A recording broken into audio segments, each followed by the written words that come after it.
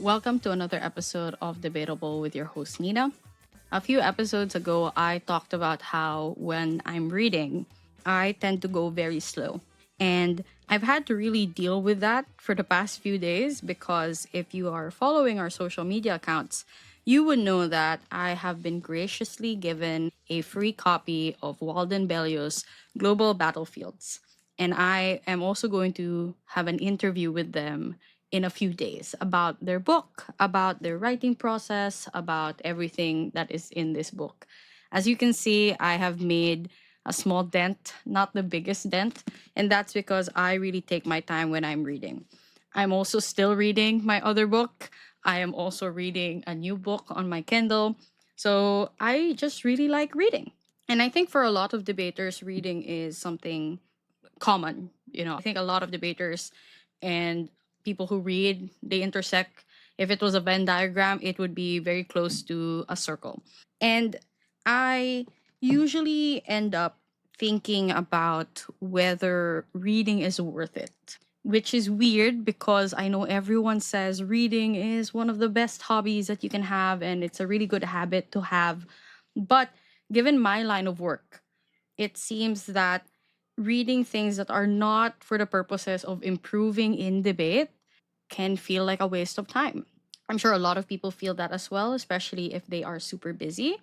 And I guess I wanted to talk about why I think reading is still worthwhile as a justification, as a debater, also a justification for myself.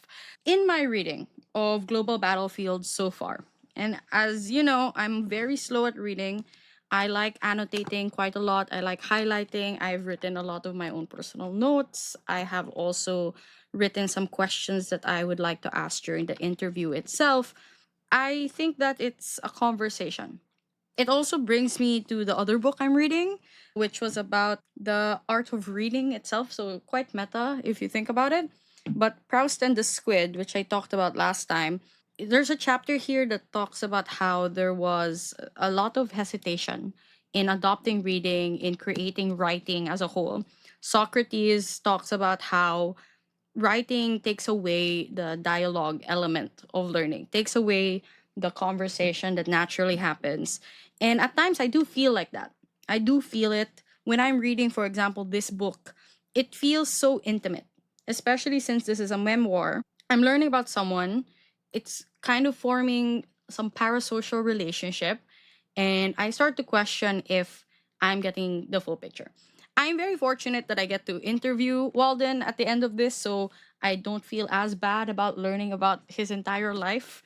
I have a highlighting system that I use for all of my books, whether it is fiction, nonfiction, often because I am also learning a lot for debate as a whole. So, for instance, in this book, I highlight in blue things that I think are just well written and that will inspire my own writing in the future.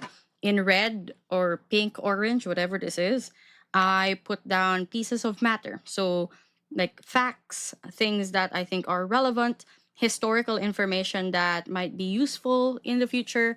And I think that there is a lot you can learn while you are reading. The entire process is stimulating to the brain. I think the beauty with reading is it turns into whatever you want it to be.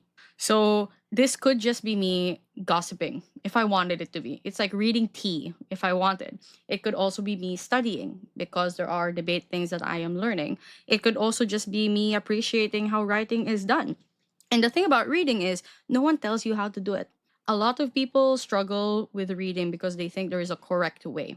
The entirety of my high school life, I was told I had to write things down, I had to consume things academically. And of course, I'm very grateful for that kind of education. But sometimes you just kind of want to read stuff and turn your brain off, and that's fine too. I think there is something that you can always learn from reading because you get to decide what you're going to do with that kind of information. The point is, I think as a debater, or as someone who's just very interested in learning about the world, you have to start reading. You have to read a lot. This is not like an advocacy. Well, it is, but I don't want to push it. I'm just explaining why, for me, I have learned how to see it as a worthwhile thing. I've learned how to see my reading as a form of study that it does help my career, it does help my coaching, it does help my debating. So I think just pick up what fascinates you, because if you really were in the correct headspace, you'd figure out what to do with that information. So that's it for this episode. It's very short. I just wanted to talk a little bit about my reading journey so far, about the books that I've consumed. I want to rebut Socrates a little bit because I do think that there is some merit to reading. There is a conversation that is taking place even when I'm just consuming the information. So that's it. I'm very excited for the interview upcoming. I'm also quite busy because there's a tournament this weekend, Debatable Open.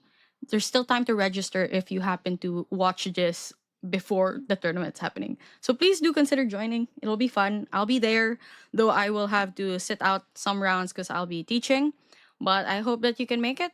I hope also that you have some questions for Walden so that I can ask it, because, like, I'll be very honest, it's been a while since I've consumed a book that has had me so engaged that I've had to whip out like 3 different highlighters, 2 different colored post-its, yellow for questions I want to ask and pink for just my own musings and things I want to note for myself.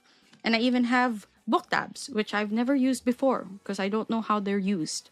And it's kind of amazing how this has required so much of my intellectual brain to appreciate it.